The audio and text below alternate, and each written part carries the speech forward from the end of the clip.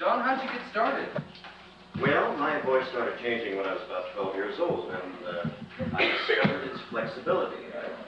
It began to sound pretty much like I'm talking now, except that I guess I had kind of an accent.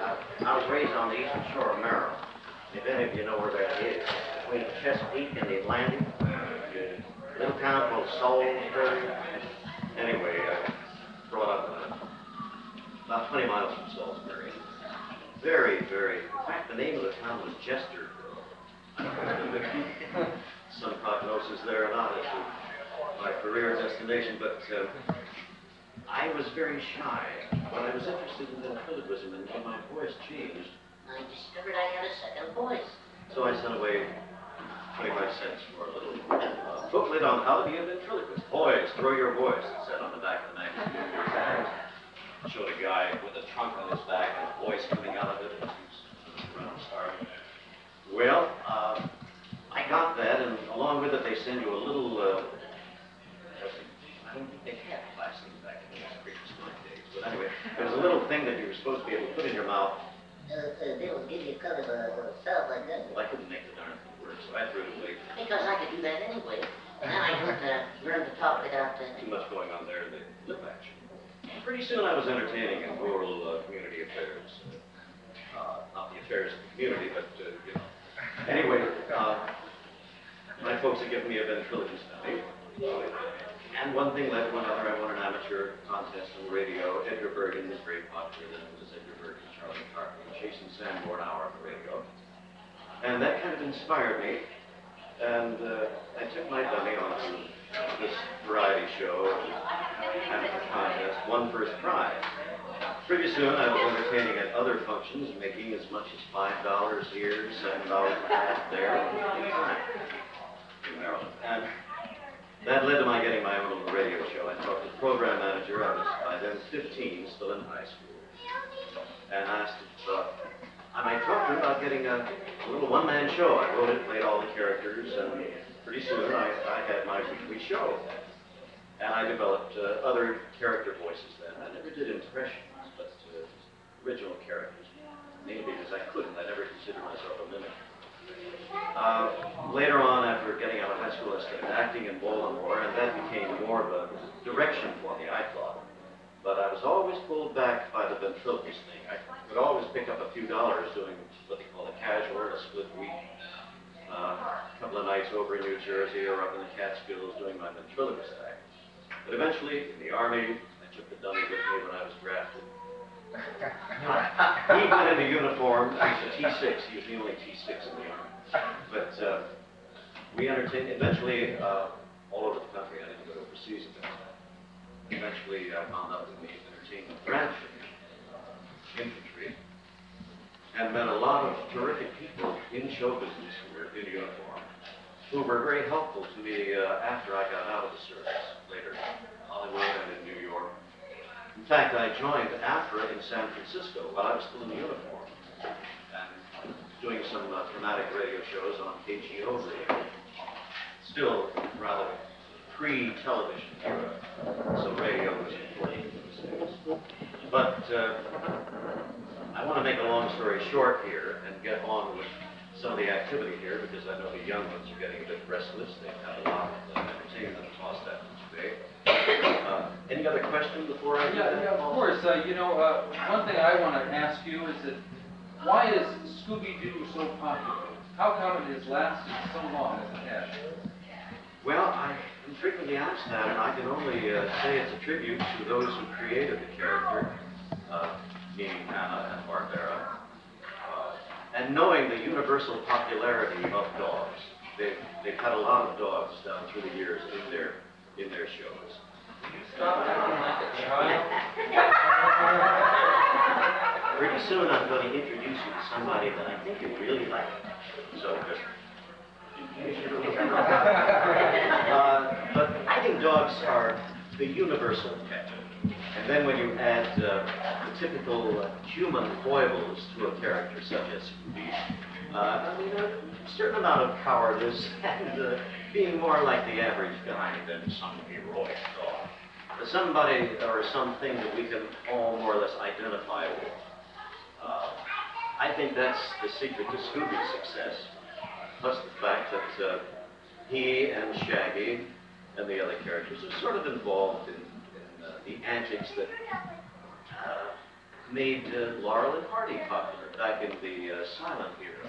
That kind of slapstick fun. I think that's it. I think that's why it will continue to be popular worldwide.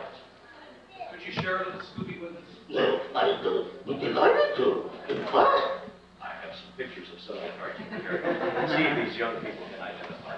You know, do you understand that I do the voice of Scooby-Doo on television? yeah, that's why I'm here. Is that a Scooby style?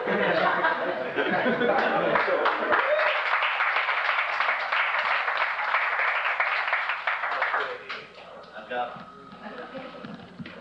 an assortment of things in here, so it's going to be kind of a grab bag. So we'll just take it one at a time here. Remember this guy? You saw him on the television booth here just a little bit ago. That's Ranger Smith. I was his voice, of course. Yeah, the Scooby-Dooby-Doo. Who else have we got? Right here, standing on his head. No. How come they painted that upside down? Here I am. You know who that is? Who? No, it's not. Yeah, well, his nephew. He calls him Uncle Scooby because this is his nephew, Scrappy-Doo. Yeah. Happy power. Da, da, da, da, da. My Uncle Scooby is the greatest dog in the whole wide world, aren't you, Uncle Scooby? Yeah, I'm Uncle Scooby. I am? I guess so. And, Well, you recognize me? well, I talked for this fella, too. You saw him on television just a little bit ago. You know who he is? No. You don't? Oh, she doesn't know my name is Boo Boo. Golly, I guess she made a boo boo, huh? Well, that's Yogi's little pal, Boo Boo Bear, who's in Jellystone Park. And then here's another dog friend of mine. Jetson. That's right, from the Jetsons. Don't you know his name? Alroy. No, Elroy was a little boy. Astro, that's correct. Remember he kind of talked with all those R's? You do? Yeah, right, you got that one. Bam Bam from what show? That's right, the Flintstones. And what did he say most of the time? That's very good. That's too good. Whoa, That's what you said. I don't have a picture of him, but do you remember Bam Bam's pet? Not Dino. That was somebody else. Huh? Hoppy, the Hopperoo. And I did his voice, but all he did was bounce along. And earlier today, you saw Pixie Mouse along with Pixie and Dixie. Yeah, and I did the voice of Pixie, who would say, "Look out, Dixie, it's Mr. Jinx, run!" Oh, another dog. This was Precious Pup. His voice actually has been reincarnated, shall we say, has been on at least 3 different Hanna-Barbera cartoon series. It was Precious Pup, he was Muttley, with that and there was a Lieutenant Mumbly character, too. I don't have all their pictures. The series, remember Johnny Quest?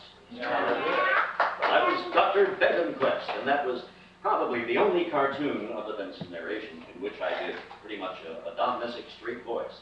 A little more heroic than my normal. We had some of the older... Ping, ping, ping, Ricochet Rabbit, right. At your service. With my pal, Droopalong Coyote. Well, Mel Blanc did the voice of Droopalong. Who was kind of a character who talked like that. Yes, sir, Mr. Droopalong. But,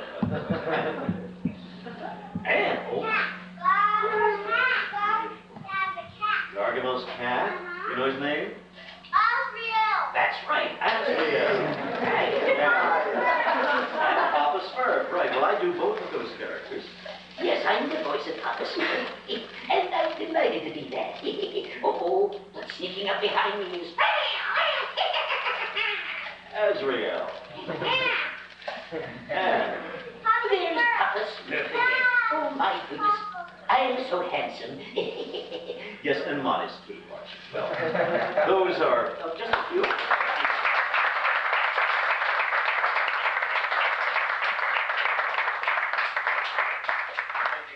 Now, recently, yeah, well, we're going to do something else at the moment, though.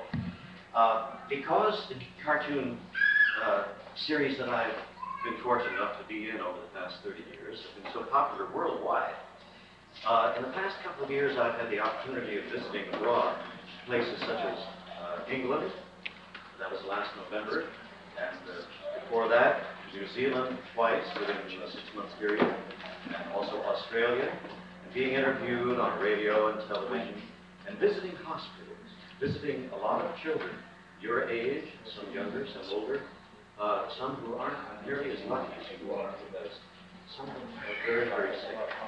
But it's nice to see the smiles on their faces when they see the characters that they are familiar with, and hearing the voices of those characters come out of me.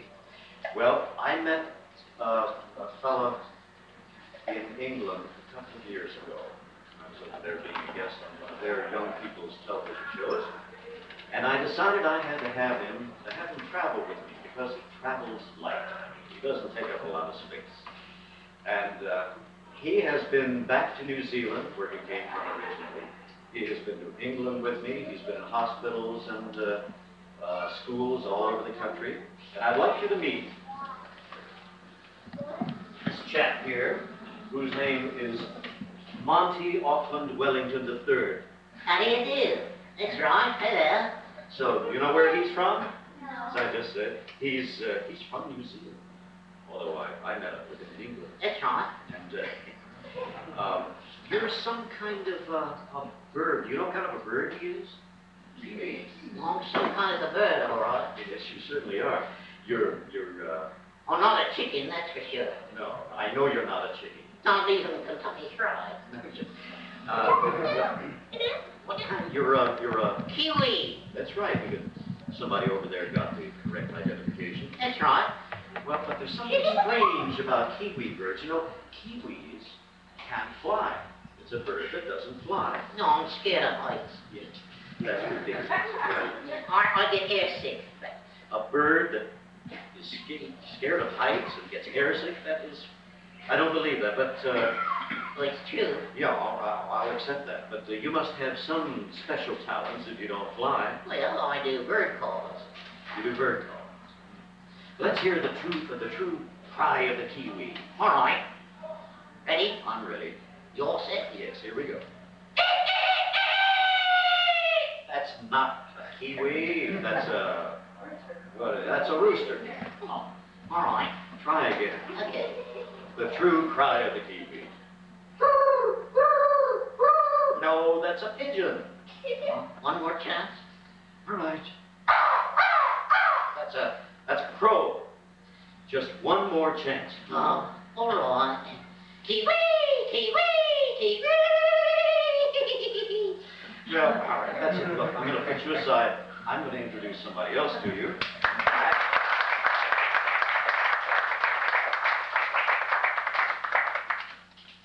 This takes a little more speaking up. Now, see, he's a big fellow. In fact, I think I will take this chair. This is the chap that I pretty much started in show business with. Why don't you sit right up there? It's not too comfortable. Well, rest yourself on the arm of the chair. Okay, can you hear me all right?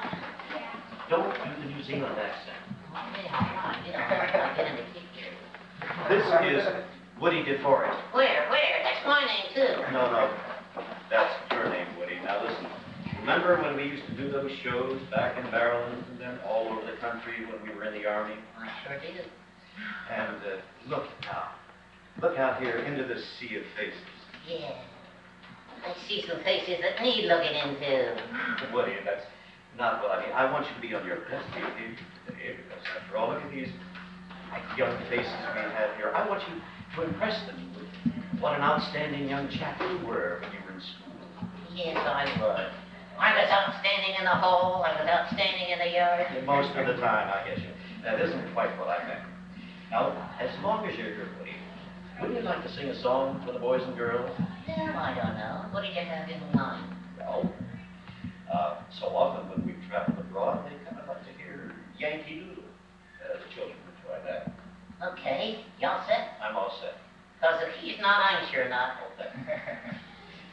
Shall we get started? Okay. Any key. Key lead? No, don't do it. Just go ahead with the song. Okay. Yankee Doodle went to London just to ride a pony. Stuck a feather. Thank you, Don. You're welcome. I'm allergic to feathers. Yes, all right. Continue the song. And he sat and called it Macaroni. Oh yeah, called it Mickey Rooney. Not Mickey Rooney. Oh, and called it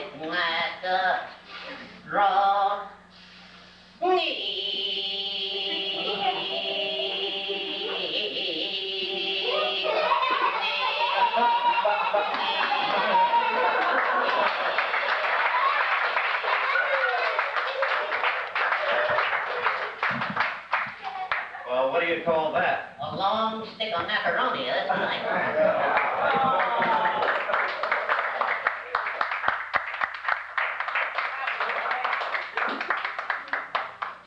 Well, now, do you have any questions you'd like to ask about, How many voices do you get to do? you know, I've never really tried to count them. Actually, once I did, my agent asked me for publicity purposes. But I don't remember what number I came up with. It's in the hundreds, thousands of different cartoon episodes. As you can imagine, over 30 years I've been doing shows for Hanna-Barbera every one of those years without intermission, so to speak. But, yeah. You always have an answering machine at home. What is your outgoing message? What is it? I think I have it memorized. This is 969-6926, Don Messick Incorporated and Sundial Recording. Please leave a message. I'll get back to you as soon as possible. No, I long ago decided that if I started putting voices on it, I would be receiving calls that I didn't necessarily, that would just clutter up the tape. And I don't really have time for all that sort of thing. You get enough weird phone calls as it is. Sometimes from answering machines themselves. Or, yes. I understand that Ranger Smith is an easy voice for you to do because you don't have to strain your voice a lot. But characters like Astro and Scooby-Doo, does that do damage to your vocal cords? Is it difficult to do a long recording session? Well, now the recording sessions are briefer. There was a time, long about 1963, I guess, Astro was very prominent in 2 episodes, which we recorded 2 days in a row. And those sessions in those days lasted about 6 hours. And Astro was talking and talking. We'd start from the first read-through at every rehearsal until we finished the recording, going full blast. That's the way Joe liked it. In character. And Astro, right back. I lost my voice for 2 weeks. But now, we can sort of glide through the rehearsals a little more gently. And we usually finish a 12-minute episode in an hour, or a half hour, or actually 22-minute episode in less than 2 hours. And Scooby's voice, although it seems like it'd be extreme, has actually, I think, gotten stronger over the years. I'm able to sustain that. But sometimes, jumping back and forth between when the 2 guys were talking to each other in the script. Yeah, Scooby-Doo. Scrappy-Doo, too. Right, Uncle Scooby? Right, Scrappy? I guess, whatever you say. Yeah, I know why you're jumping up in that chandelier, Uncle Scooby. Yeah, you're gonna wait until that old meanie comes out of that door and you're gonna pounce on him. That's what you're gonna do. Yeah, I'm gonna... I guess so.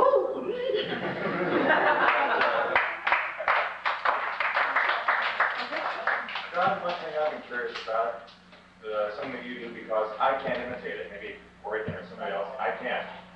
The mumbly laugh, that hissy sort of laugh that you eventually arrive, how did you arrive at that? And how do you do it? Well, Joe Barbera wanted me to do it. I don't remember. I had done it on one of the earlier Huckleberry Hound episodes on just a one-time shot of the character, a dog. We had so many dogs that came in once or twice or three times, such as a dog that just went bark, bark, bark, bark, bark, bark, and another one that would go yelp, yelp, yelp, yelp, yelp, just monotonously. And then somewhere along the line there was that. Well, he wanted to develop that and make it more of a running character thing, and so Precious Pup was born, and then later Muttley. And Fred Silverman, who then was the head of whatever network, he's been the head of all of them at one time or another. He had moved over to another network, but he still wanted that character. So then Lieutenant Mumbley was born, and that series ran for a little bit. Okay, this young man has a question. Nothing. What? How do I train? It was something that I developed myself and was able to more or less train myself to do, although after I graduated high school, I moved back to Baltimore and went to an acting school, a drama school. Basically studied acting techniques. And I thought that would be my direction, legitimate theater more so than character voices. Claude Rains was one of my favorite actors, and Peter Lorre, and I kind of looked up to the people of that sort. But the Army brought me to California, where I had no intention of coming, and I kind of fell in love with it, and more or less been out here ever since. And now I no longer resent the ability to do other voices, because they're very kind to me. We see your name on the credits now, but in the early days, the classic cartoons that you started with at Hanna-Barbera, the names were omitted as far as voice credits. Was that something that was difficult for you to take at the time? And did Bill Hanna and Joe Barbera feel that they were helping keep the illusion of the character by doing that? I don't know that that entered into it psychologically. I don't really remember when we did start getting credits, but I wasn't aware that in the very beginnings we didn't. Although now the problem is that there are so many names on the voice credits at the end of each series that there's no time for anybody to pick out any one of them. And the reason for that is, first of all, they're not forced by any union regulations to give us a decent credit, and secondly, they like to do it all on one slide, all on one card, and anybody who has even just done an incidental character once in the entire series of whatever, 13 weeks, 16 weeks, is credited in alphabetical order, regardless of the importance of the character. So that is something that I'm not too happy with. I know Michael Maltese did a lot of the writing in the old show and made the stories just like a radio show in a sense. Has the writing changed? Has it faltered at all? Or the new writers, are they doing just as good of a job? Oh, well, of course it has faltered from time to time. There were some episodes of the Scooby-Doo series several years ago. We were doing some short episodes. I think they were about 6 minutes each. And I didn't think they held up quite as well as some of the half-hour episodes that we'd done prior to that. And, but right now, they do have some excellent writers working on Smurfs. And the writers who did the more recent episodes of Jetsons, I think, did an excellent job. So, for many, it's kind of a training ground. They have to kind of get in there and learn the characters and develop the affinity for the situation and the characters. Do you have any plans to do other new characters we haven't seen yet?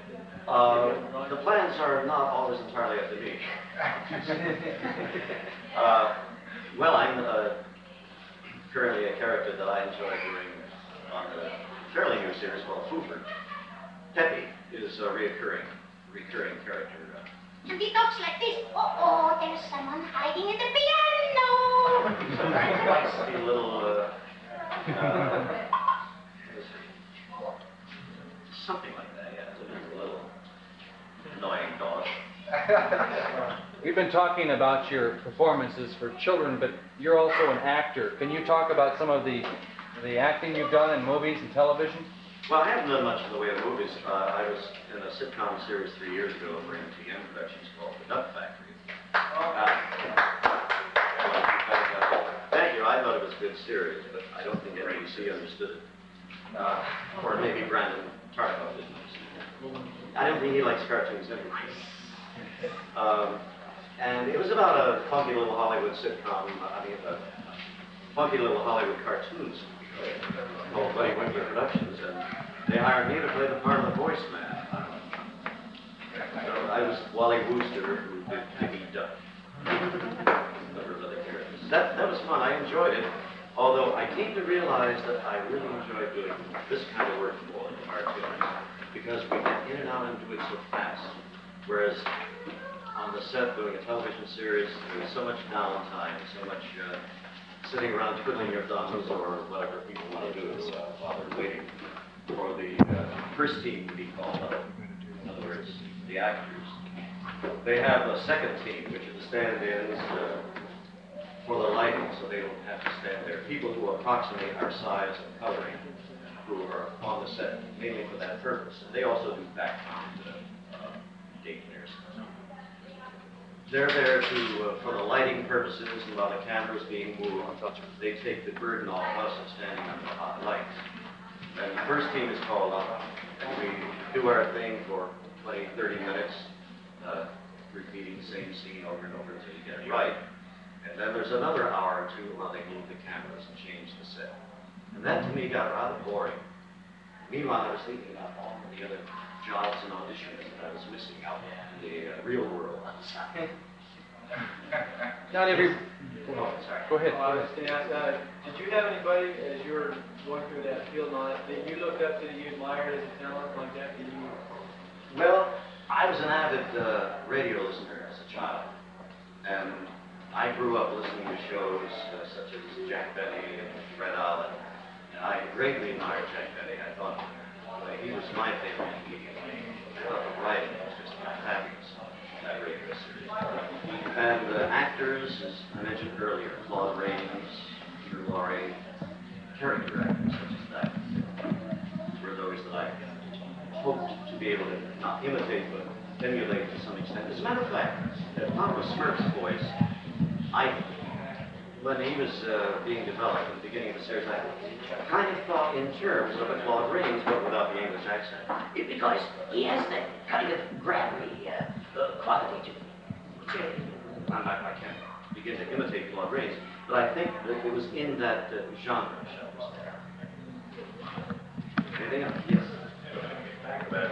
Nurse, I believe this fall begins at seventh year. Yes. Just can't get enough of you guys. Is there anything you can tell us? This is going to be for the younger members of the crowd before they vanish. That we can look forward to this year? Any new surprises, so to speak? Oh, you're testing my memory. I don't know. As you know, last year we brought up Grandpa Summer. Jonathan Winters. He continues. And Scruple came in last season. Gargamel's apprentice. I can't think of any particular surprises character-wise this season. But we're not through with the season yet. We're still recording. So many of the voice artists bounce from studio to studio to studio, and you seem to stay with Bill Hanna and Joe Barbera quite a bit. Is there any particular loyalty that you have for Hanna-Barbera? No. That was quick. That was a quick answer. No, actually, I do feel loyal to them, but they understand by the economics of the business that they don't want to restrict us from working on other shows. So we are, all of us, freelance artists, and they couldn't, well, maybe they could afford, but they choose not to afford to put us under a binding contract that would prevent us from doing working for other studios. So yes, I have worked for a number of the others over the years. Patty Freeling, a series called The Adventures of Dr. Dolittle, cartoons when they were in production. Filmation, I did some of the Archie series, especially the, what was it, Teenage Witch? Sabrina, the Teenage Witch. Remember who you did? No. I don't recall that. I'd have to look it up on my phone. I keep a record of everything I do over the years, but I don't carry it all around forefront of my laboratory.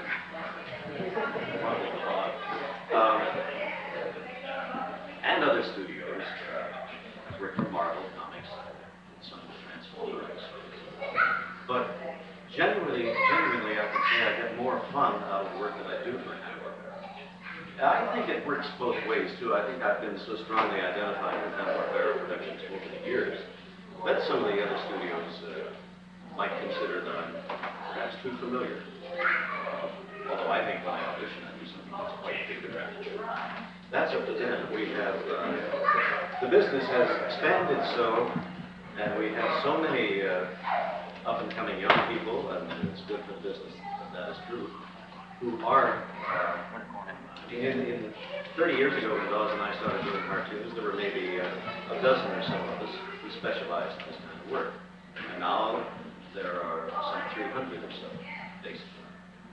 Yes. How do the up-and-comers get into that kind of field? Do they have to go through broadcasting schools and things? You want to tell them, Corey? Oh, boy. Yeah, well, Everything. it's going to schools like Dawes Butler's or Michael Bell's voiceover classes. And the producers are aware that these people have excellent workshops, and they are more inclined to give an opportunity to the people who have had trouble, such as Corey. Give them a chance.